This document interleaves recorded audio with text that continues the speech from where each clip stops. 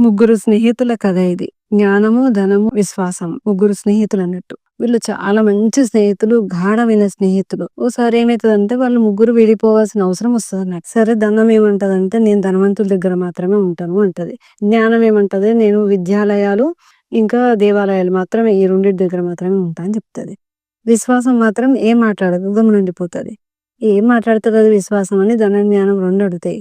ఏమైంది? ఏం మాట్లాడతలేవు ఎందుకని అని అడిగితే, నేను ఒకసారి వెళ్ళిపోయానంటే మళ్ళీ రావడం అనేది కుదరదు. ఇంకా రాలేను అంటది. అంటే ఇవి ఆశ్చర్యపోతాయి. ఎందుకట్లా అనంటే, అంతే ఇగ విశ్వాసం అనేది కోల్పోతే ఇంకది మళ్ళీ వచ్చేది గాదు.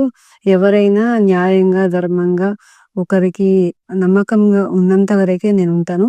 ఇంక వాళ్ళు విశ్వాసాన్ని కోల్పోయారంటే ఇంక నేను ఉండలేనక్కడ వెళ్ళిపోతాను అని అంటది. అంటే దీన్ని బట్టి మనకేమర్థమైందంటే, ధనము పోతే సంపాదించుకోవచ్చు. జ్ఞానం గూడా సంపాదించుకోవచ్చు. కానీ విశ్వాసం మాత్రం ఒక్కసారి పోతే మళ్ళీ అది రాదు. అందుకే అందరితో వినయంగా, విధేయంగా, నమ్మకంగా, విశ్వాసంగా ఉండడానికి ట్రై చేయండి. హరే కృష్ణ.